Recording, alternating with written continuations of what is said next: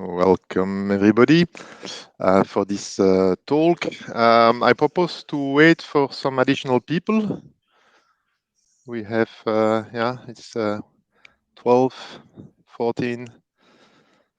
So we will start in 1 or 2 minutes. So in the meantime, I propose we wait.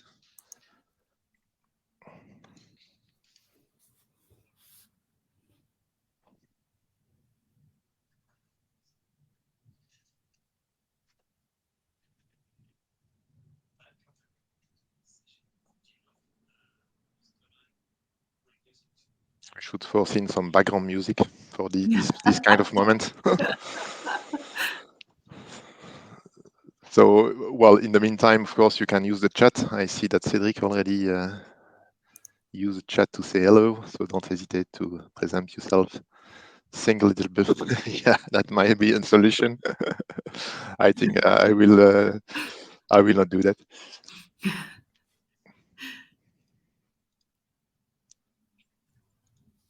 So, of course, during the session, don't hesitate to use the chat.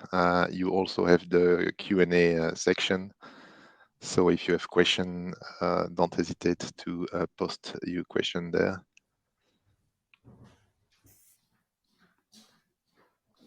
Okay. So, welcome everybody. I'm very happy to welcome Bianca Griffioen, that's correct? Yes, that's correct. Okay, great. So I'm really curious to discover her talk, and as I guess for many of us, change is really at the heart of what we do. So really curious to attend this talk, and so I propose to let the floor to Bianca. Thank So you. don't forget, use the chat, the Q&A, and Bianca, floor is yours. Well, thank you. Hi, everyone. So every methodology, framework has its values and principles and pillar upon which it is based, right? Um, and I often see in trainings when I'm start showing what values and principles and pillars there are, like, oh yeah, just skip it and go to the good stuff. And I just want to see what the framework looks like, and I just want to go ahead and just tell me what to do so I have a full nice implementation by tomorrow morning. Some of the values and principles and pillars might actually be the key success factor of your implementation, whether it's agile or not, of your change, of your organization wanting to improve. And I want to talk about one principle in particular, the start with what you do now. It's the first change management principle of the Kanban method. And I think it can guide you through a successful implementation, agile or not, Kanban or not. You can use it everywhere. I have Kanban examples in this talk, but the same will count for non-Kanban implementations. So good afternoon to you all. As introduced, my name is Bianca Griffioen. Thank you, Wim. it is Griffin in English, right? I am an Agile coach and trainer for the Kanban University, and I'm going to talk to you about start with what you do now. So I think there are two main reasons why it's important to start with what you do now. First of all, whatever has brought you up until this point, your organization, there is value. There is value in your hierarchy. There's value in your job titles. There's value in the roles that you're having, in your policies, in your processes. You wouldn't be here as an organization if you hadn't all these in place in the first place. And why should we throw that all away immediately by saying, oh, by tomorrow morning, we are going to start a new way of working. By the way, you get your new colleague. And by the way, you have a new job title. And by the way, the hierarchy looks quite different than it used to for you. That will definitely lead to some resistance in your organization. So the point here is everything that you already have that brought you here has value. And some things pushed you forward, some things held you back. So why not say, let's throw away everything that held us back up until now, but let's cherish, let's respect what pushed us forward. Let's see if there's anything we can use or even explore more so we can have more value out of that. Let me give you an example from that. So I work at the Dienst Justitiële Inrichtingen in the Netherlands, which is responsible for all the prisons in the Netherlands. So you can imagine high impact, everything that changes there, high impact.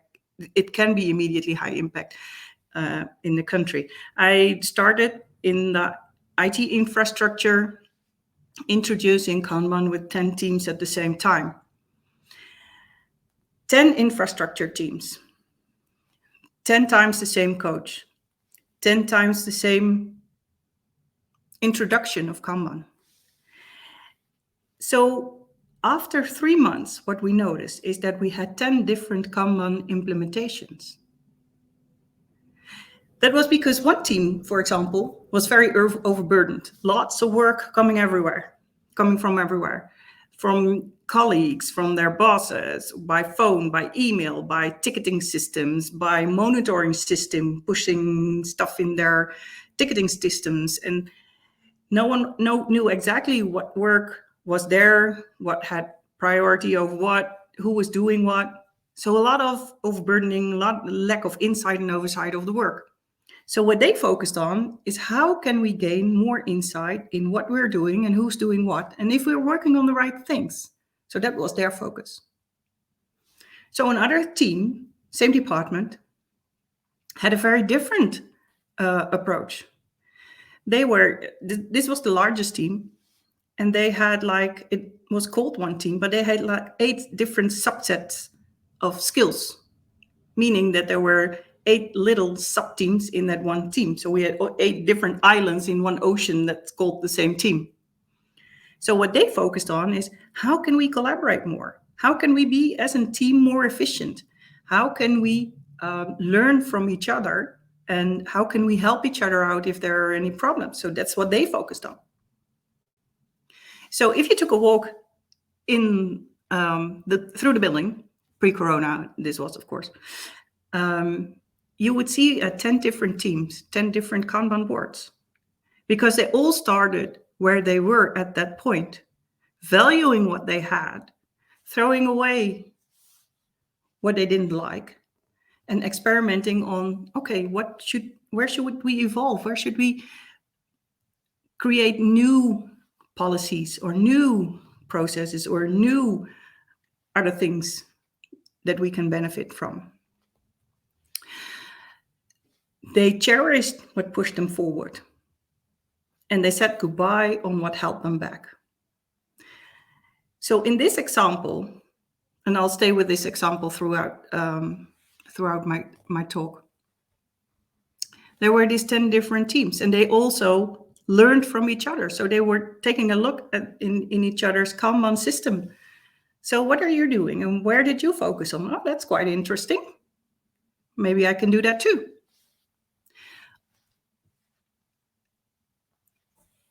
The value here was not to throw away the good stuff.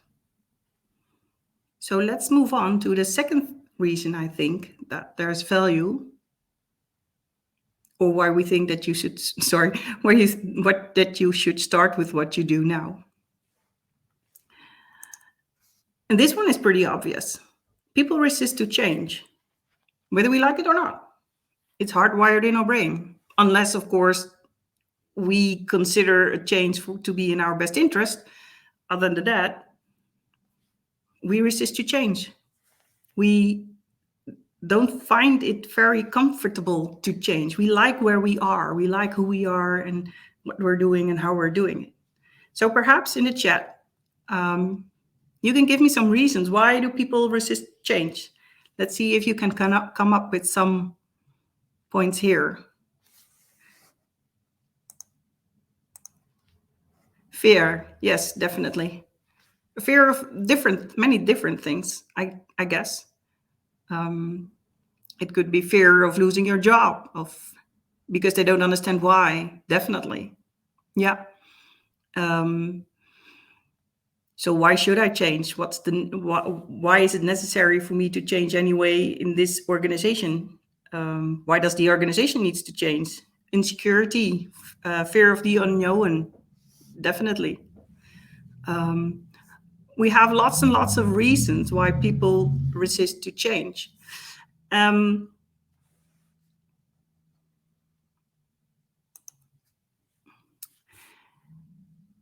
thing is, we have this concept of change in our minds, what we would like it to be.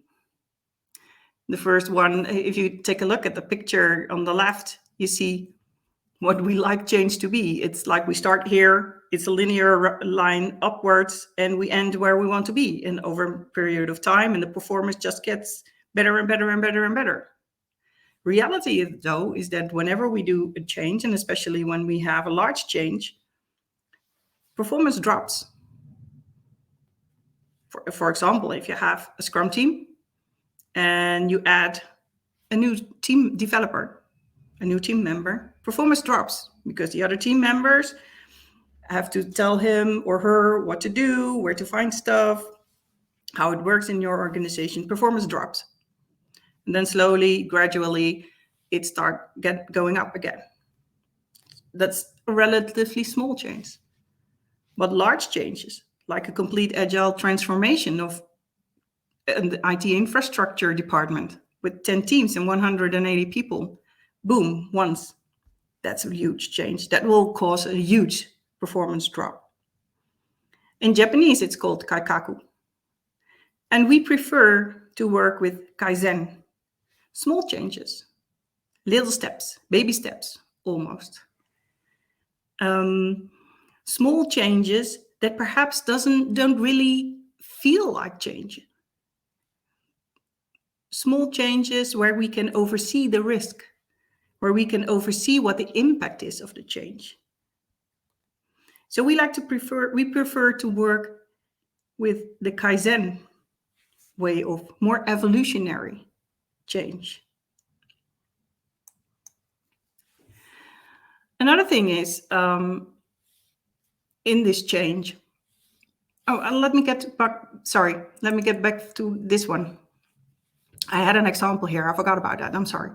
So I had one of these 10 teams had an issue with tickets not getting done. And what I could have done at that point of time is tell them, oh, we have this great tool and it looks like this, and you need to implement the complete tool, and then you'll know exactly where you are. And it's called like blocker analysis. It wouldn't resonate with that team because I said blocker analysis because that was my vision on what was going on. But they were just like, huh?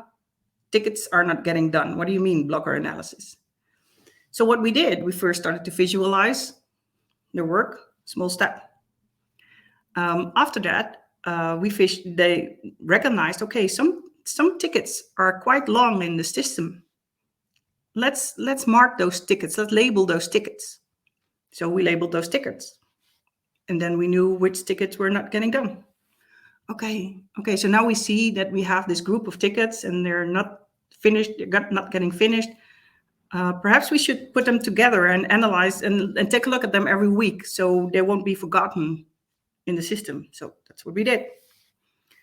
And after a week, they said, oh, okay, so we really should do something about it, right? Right. Okay. So let's do an analysis on those tickets and let's see why these tickets aren't getting finished. It appeared that there were two big problems. One of them was the supplier not coming through with answering questions. And the other one was an internal customers not getting through with reviewing and testing the stuff that they had produced for him, the services they provided for them. So from the moment that they said work is not getting finished, to the moment that they said, okay, we have analyzed our blockers and we have escalated the issues that were there and we solved them, It took a period of 8 weeks, but there were small baby steps, really small steps. And they were able to oversee whatever impact that was having on their way of working. It actually led to 80% less blocked items after these two big problems were solved. So another advantage here with the Kaizen way of working is that you can let your customers and your suppliers grow with your change. You don't, how do you call it? It's not something that from the one day to another they have to cope with. They can grow along with you. They can evolve along with you. So your evolution is also being handled by your customers and by your suppliers, because it's not just a big change, but they can easily adapt on what you are doing, the small changes that you are having.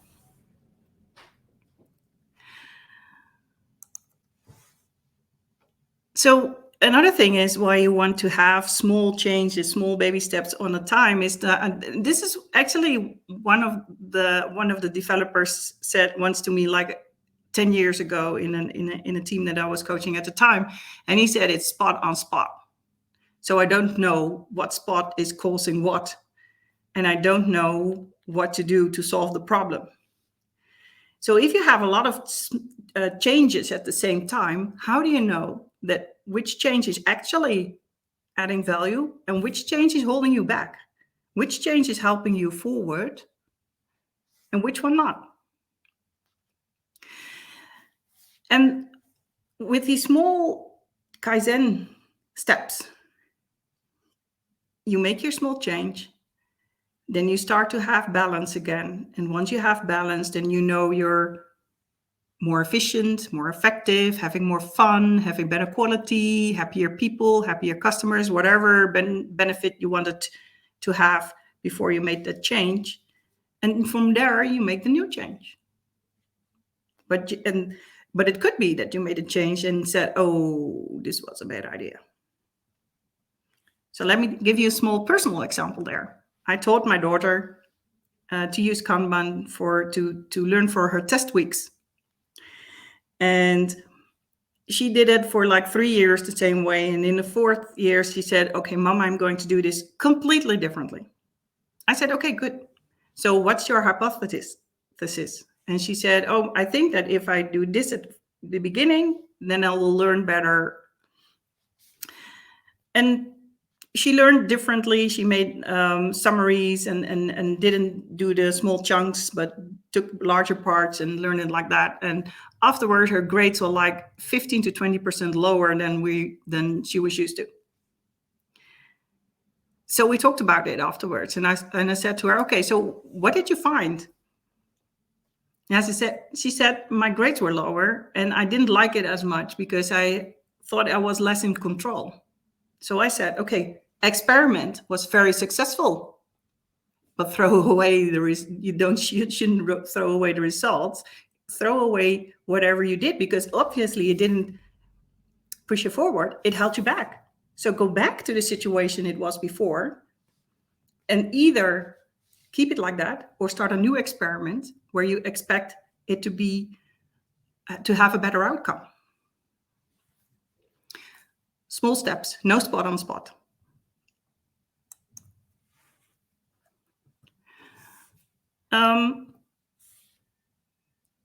The start with what you know now principle also encourages people to change from within themselves. And change doesn't really feel like change. It feels like a logical next step in your organization, like a tree in the summer. In spring, its leaves are starting to grow, and in fall, leaves start coloring, and the tree loses his leaves. These are all natural changes for this tree caused by his context. It's getting warmer in spring, it's getting colder in fall. And in order to survive, it needs to change, and it needs to change according to its context. So if you lay a change upon a team or an organization part, it will feel like a trick.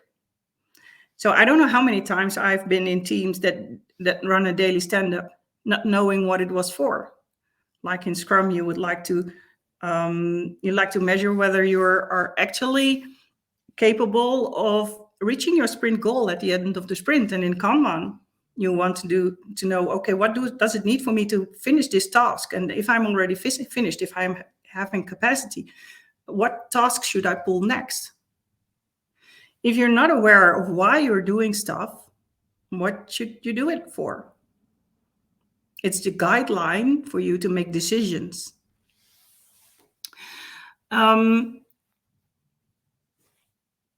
If you change by your context, it feels like a natural moment. It feels like an improvement. It feels like it brings immediate value. And that's one. I'm really convinced that change motivated by context is a very strong tool you can use in your Agile implementation. Wim said, basic scientific experimentation, tweak one parameter and keep the other steady. That's exactly what I meant. Thank you, Wim. Nice summary of my 5-minute talk.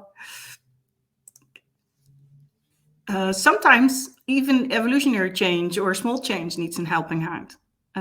Sometimes the context is just not enough. Sometimes we need something to bring in to give it a little bit of a push.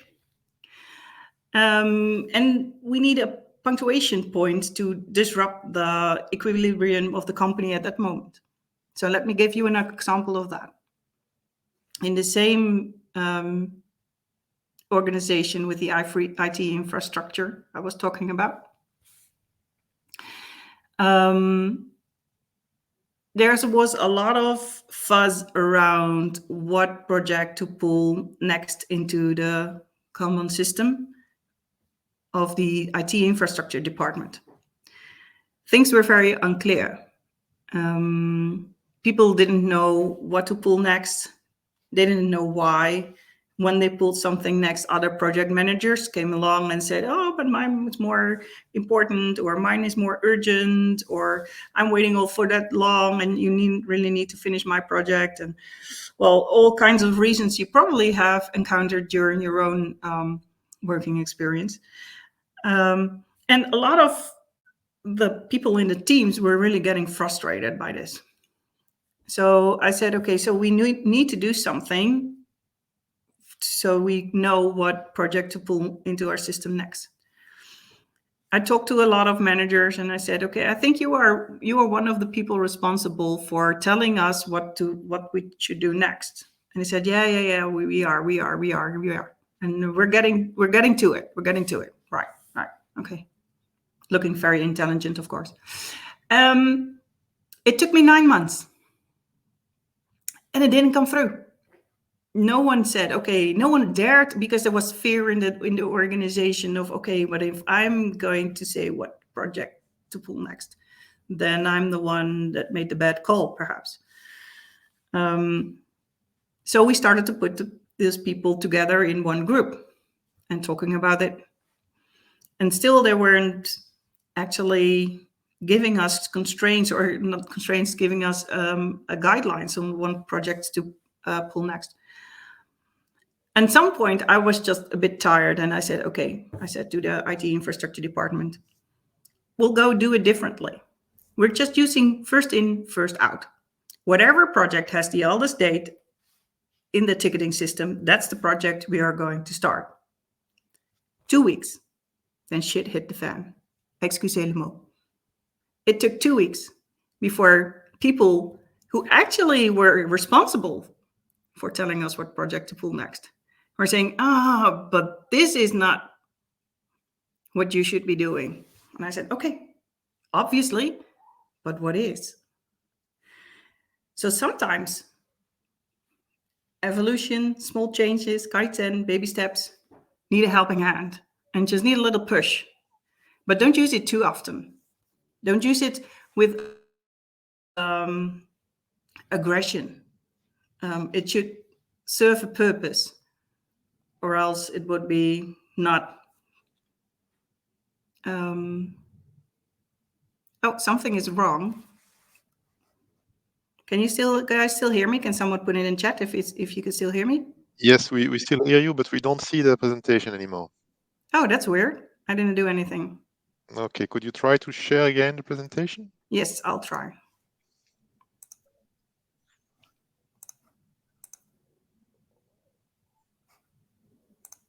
Okay, we have it. Okay, let's see.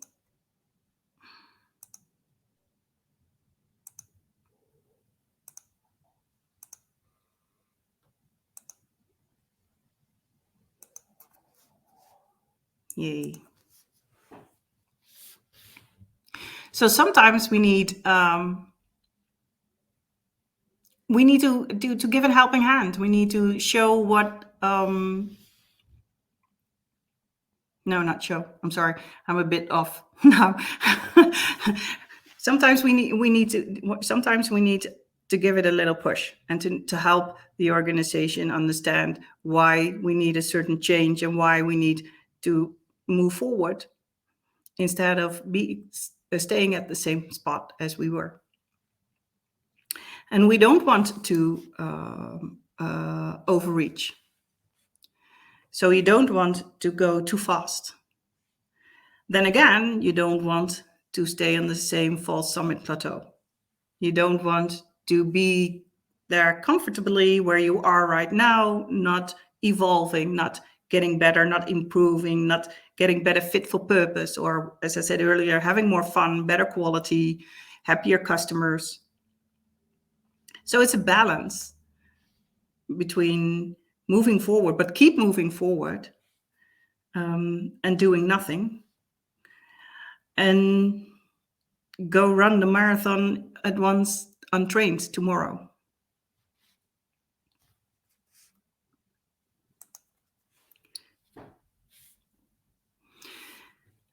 So the moral of my story here is evolve, grow, listen to the people inside your organization, watch closely what you're doing, keep what is valuable for your organization and for your people. People are, of course, the most important part of your organization. Make them part of this beautiful journey. Let them decide, not you. Let them decide what should be the next step in your change. And let it be let it be just a huge fun journey together with everyone, and you get the best results. So in the case of the dienstjustitiële inrichtingen, I started with 10 teams, coaching 10 teams towards a Kanban implementation, 10 separate teams. And we've used each team at that point of time as a system on its own. And then we evolved, and we saw that we needed to look at the infrastructural department as a system. So we evolved from team to department. And then we realized, okay, but as a department, we're part of a value chain. We're part of a service of a product that we make for our customers. So as an IT infrastructure department, we started to reach out to other departments in that value chains. Departments more upstream. We were the last part of the chain, so all the other departments were upstream.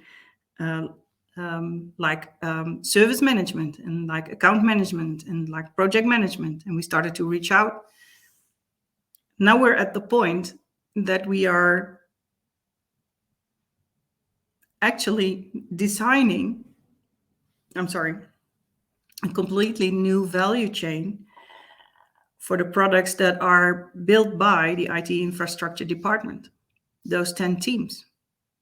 Because but it took us like almost 2.5 years. So the first year we focused only on teams.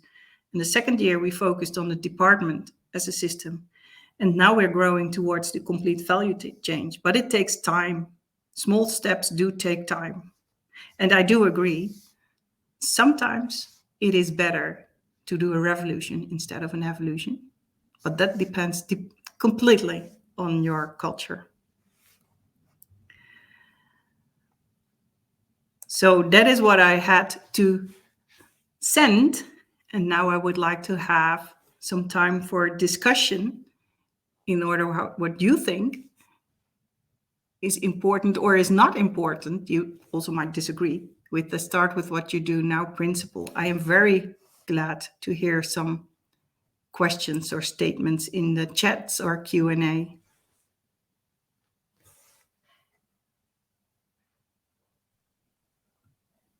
So don't hesitate to use the chat.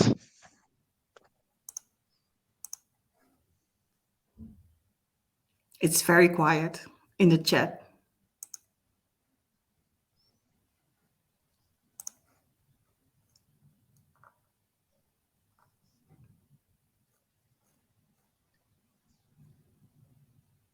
I'm sure you have some stuff to share.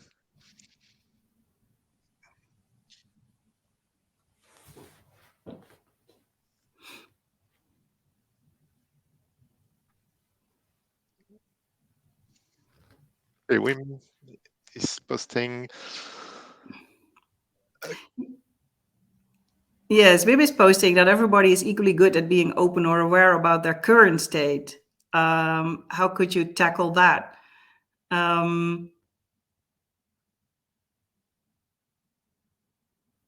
Yeah, I could you elaborate a bit about? I will invite Wim on stage if Oh, that would be a if nice it's okay idea. for you. That's very fun. That's okay. Hello, can you hear me? Yes, definitely. Hi, Bianca. Hi, Wim. Thank you for your question. I was just thinking about things like they're hyping a bit within posts on LinkedIn and everywhere. Imposter syndrome, psychological safety. There are often things in the system or within people themselves that keep them from being honest about the current state, where they are. And I was wondering, is there a tip that you can give us about how to handle it? So it seems it might seem a bit harsh, but actually I don't care whether they are being honest or not. Because if they are not being honest on their current state, then my experiment will fail on some, or the change will fail on because of it. And if it doesn't fail, it has value in it anyway. As you said, So with the experimentation, the hypothesis is failing. Yeah, you're right. yeah, so it is, so they're either failing themselves in that case, and in a low trust organization, it's quite. I think the start where with what you do now principle is even more true in a low trust organization, because you need to gain trust that you're not going to, all those fears that those people have, that you're not going to throw away their job title, that they're not going to have another status as a person or as a person with a certain job, but that you are there to help them, that you are there to bring them forward, and you need to gain their trust. And I think that start with what you do now is really help you gain their trust by experimenting, saying, okay, it's not like we are going to make this change right now, and then forever, ever, ever, this change is going to be fact of life. No, we're going to experiment. Let's see how this change works. And if it works, we'll keep it. If it's not, I'll be the first one to tell you, let's throw it away. Yeah. Does that answer your question? It does. Thank you. Thank you. Thank you for your question, Wim. Okay, I see a second question from Cedric. How much time does it take to change the mind of your team? Also, yeah, I usually would say I can teach any method or methodology within 3 to 6 months, but that will be people learning the trick, right? That will be, oh, okay, I know how to do a Kanban meeting, or I do know how to do a daily Scrum.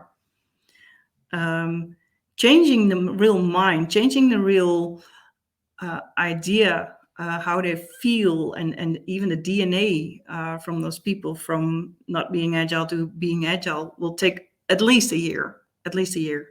And in not in organizations that do not have much layers, that not have like a high hierarchy, it will take you somewhere between 2.5 to 4 years before you reach the top layer of management. And that is if you're working bottom up, right? Top down is much easier, although management also usually needs some coaching on agility there. But that's it at least a year before they really start feeling the agile and before they really start making the mind shift that agility needs.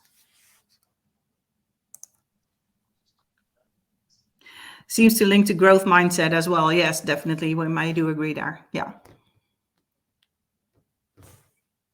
Okay, any other questions?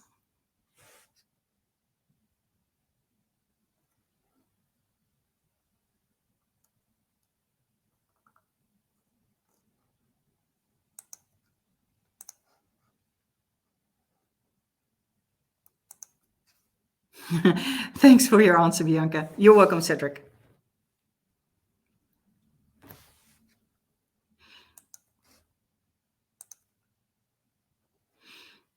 Okay. Okay, no more question. Don't hesitate. We are a small group, so it's safe. Yes.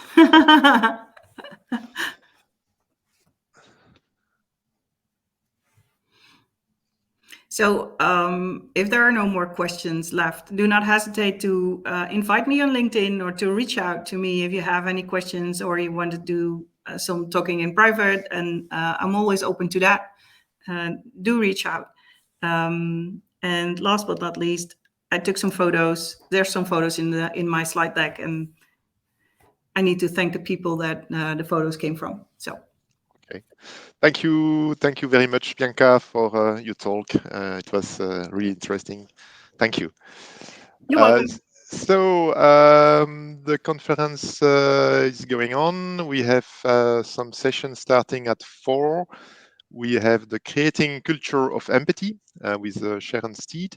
And we have Finding the Sweet Spot with Arthur Margonari, old friend of Agile too, and my colleague do some noise to make this promotion of the next talk.